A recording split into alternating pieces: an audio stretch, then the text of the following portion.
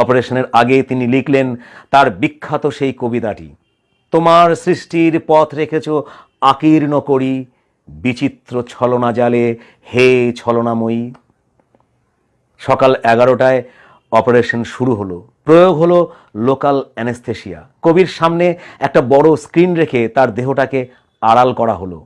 নিঝুম বাড়ি, কোথাও যেন একটা সুচ পড়লে সে আওয়াজ কানে লাগবে। প্রায় 81 বছরের বৃদ্ধ কবির দেহে টানা 20 মিনিট ধরে অপারেশন চলল। কাটায় কাটায় 11টা 20 মিনিটে অপারেশন শেষ। সেলাই, ব্যান্ডেজ ইত্যাদি করতে করতে আরও আধ ঘন্টা সময় চলে গেল। কবিকে এবার ঘর থেকে বার করা হলো। 5ই আগস্ট সন্ধ্যের দিকে ডক্টর বিধান রায় নিয়ে আসলেন ডক্টর নীলরতন সরকার মহাশয়কে। ডক্টর নীলরতন সরকার যতক্ষণ ঘরে বসেছিলেন সারাক্ষণ কবিগুরুর ডান হাতের উপর নিজের হাত বুলিয়ে দিলেন। যাবার সময় একবার ঘুরে দাঁড়ালেন, কবিগুরুকে খানিকটা দেখলেন, তারপর দরজা পেরিয়ে বাইরে চলে গেলেন। তার সেই ভঙ্গিমাটির অর্থ উপস্থিত সকলের কাছে সুস্পষ্ট হয়ে গেল। 6ই আগস্ট সকাল থেকেই বাড়িতে লোকে লোকারণ্য। সকালে রবীন্দ্রনাথের খুব জোর জোর কাশি হয়েছিল, সঙ্গে থেকে থেকে সমানে চলেছে হেঁচকি। তারপর সারাদিন আর তার সাড়া পাওয়া যায়নি।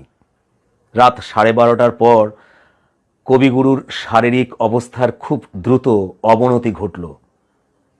7ই আগস্ট 1941 সাল, শ্রাবণ মাসের 22 তারিখ, ভোর 4টে থেকে মোটর গাড়ির আনাগোনা জোড়াসাঁকোর সরু গলিতে। নিকট আত্মীয়, বন্ধু, পরিজন, প্রিয়জন সবাই আসছেন দলে দলে।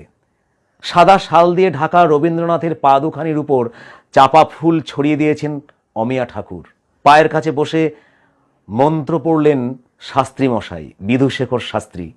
বাইরের বারান্দায় ধীরে ধীরে মৃদু কণ্ঠে কে যেন গাইছেন গান, কে যায় অমৃতধাম ও যাত্রী। সকাল 9টা, কবিগুরুকে অক্সিজেন দেওয়া শুরু হলো। ক্ষীণ শব্দে শ্বাস প্রশ্বাস পড়ছে।